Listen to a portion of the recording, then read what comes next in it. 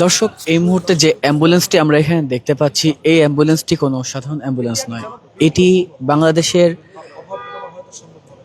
সাবেক তিনবারের প্রধানমন্ত্রী এবং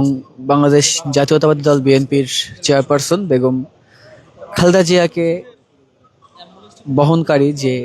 তার মৃতদেহ বহনকারী যে অ্যাম্বুলেন্স, সেই অ্যাম্বুলেন্স হিসেবে এটিকে তৈরি করা হয়েছে।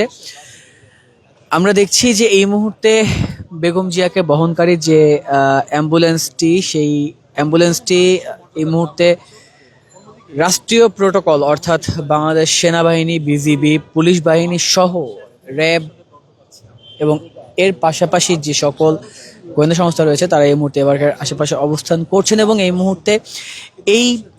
লাশবাহী অ্যাম্বুলেন্সটি অপেক্ষা রয়েছে যে বাংলাদেশের সাবেক তিনবারের যিনি প্রধানমন্ত্রী এবং যিনি কখনো গণতন্ত্রের বিষয়ে কারোর সাথে আপোষ করেননি, সেই মানুষটির মৃতদেহ বহন করার অপেক্ষায় রয়েছেন।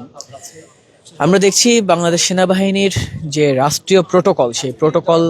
জোরদার করা হয়েছে এবং সেই প্রোটোকলটি তৈরি হচ্ছে বেগম জিয়ার যে মৃতদেহ, সেই মৃতদেহটিকে নিয়ে যাওয়ার জন্য রাজধানীর যে এভার কেয়ার হাসপাতাল। এই মুহূর্তে আমরা যদি আপনাদেরকে দেখাতে চাই, এই এভার কেয়ার হাসপাতালে কিন্তু দীর্ঘ একটা সময় যাবত বেগম জিয়া তিনি চিকিৎসাধীন অবস্থায় ছিলেন এবং দেশের বিভিন্ন সময় বিভিন্ন ক্রান্তি লগ্নে তিনি কিন্তু এই এভার কেয়ারে চিকিৎসা পেয়েছেন এবং বাইরের দেশে সুযোগ থাকার পরেও তিনি কিন্তু দেশের বাইরে তিনি যাননি চিকিৎসা গ্রহণ করতে। দর্শক, যেমনটি আসলে জানাচ্ছিলাম যে এই মুহূর্তে বেগম জিয়ার যে অবস্থা, তিনি গতকাল কিন্তু ভোর 6টায় রাজধানীর এভার কেয়ার হাসপাতালে তিনি শেষ নিঃশ্বাস ত্যাগ করেছেন। তার মৃত্যুতে দেশ জুড়ে এবং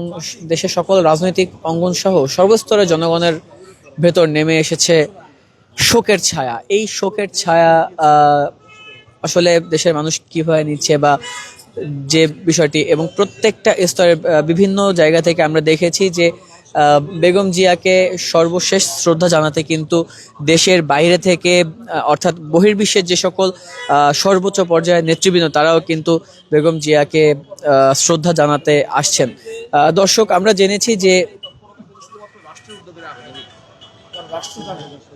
জেনেছি যে আজ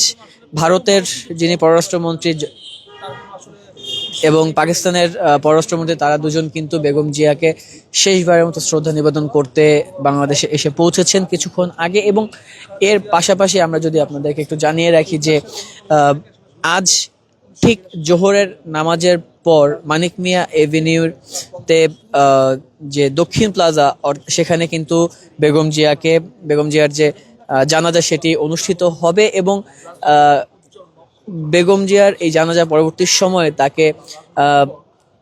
তার সারা জীবনের সঙ্গী অর্থাৎ শহীদ রাষ্ট্রপতি জিয়াউর রহমানের যে সমাধিস্থল, সেই সমাধিস্থল জিয়া উদ্যানে তার স্বামীর পাশেই চিরনিদ্রায় শায়িত হবেন বেগম জিয়া। সেখানেই তাকে দাফনের ব্যবস্থা করা হয়েছে রাষ্ট্রীয় মর্যাদায় এবং রাষ্ট্রীয় মর্যাদায় বেগম জিয়াকে তার স্বামীর পাশে চিরনিদ্রায় শায়িত করা হবে। দর্শক, যেমনটি আসলে জানাছিলাম, এই মুহূর্তে আমরা রাজধানীর এভার কেয়ার হাসপাতালের সামনে যে অবস্থাটি দেখছি যে সেনাবাহিনী এবং বিজিবি সহ যে সকল বিশেষ প্রোটোকল রয়েছে, সেই রাষ্ট্রীয় প্রোটোকলের মধ্য থেকে কিন্তু সাবেক তিন ভাইয়ের প্রধানমন্ত্রী বেগম খালেদা জিয়ার যে লাশবাহী অ্যাম্বুলেন্স, সেই অ্যাম্বুলেন্সকে কিন্তু এই মুহূর্তে প্রস্তুত করা হচ্ছে তাকে এই নিয়ে যাওয়ার জন্য এবং সংসদ ভবনের যে দক্ষিণ প্লাজা, সেখানে যে তার জানাজার নামাজ অনুষ্ঠিত হবে এবং দেশের সর্বস্তরের জনগণ সেই জানাজার নামাজে কিন্তু অংশগ্রহণ করবেন। এবং আমরা যেমনটি ধারণা করেছি যে সেখানে হয়তো সর্বোচ্চ মানুষের অংশগ্রহণ হবে এবং সেটি আসলে দেখার অপেক্ষা। এবং বেগম জিয়া এমন একজন ব্যক্তি ছিলেন যিনি তার জীবনের অধ্যাদেশে তিনি কখনো কোনো অন্যায়ের সাথে আপোষ করেননি, এবং এই আপোষ না করার কারণেই কিন্তু বিগত সময়গুলোতে তাকে করতে হয়েছে কারাবরণ, হতে হয়েছে অসুস্থ, স্বামী সন্তানকে রেখে থাকতে হয়েছে অন্ধকার কারাগারে। দর্শক, জানাচ্ছিলাম এই এভার কেয়ারের সামনে থেকে বেগম জিয়ার যে মৃতদেহ নিয়ে যাওয়ার জন্য যে প্রোটোকল, অর্থাৎ বাংলাদেশ সেনাবাহিনীর তত্ত্বাবধানে যে রাষ্ট্রীয় প্রোটোকল বা রাষ্ট্রীয় মর্যাদায় দাফন সম্পন্ন হওয়ার পূর্ব মুহূর্তের প্রস্তুতি, সেই পূর্ব মুহূর্তের প্রস্তুতির সর্বশেষ তথ্য এভার কেয়ারের সামনে থেকে, অর্থাৎ রাজধানীর এভার কেয়ার হাসপাতালের সামনে থেকে জানাতে চেষ্টা করছিলাম। বেগম জিয়ার সর্বশেষ তথ্য এবং জানাতে চেষ্টা করেছি সার্বিক পরিস্থিতি। জহিরুল ইসলাম রাতুল, বাংলা নিউজ 24, ঢাকা।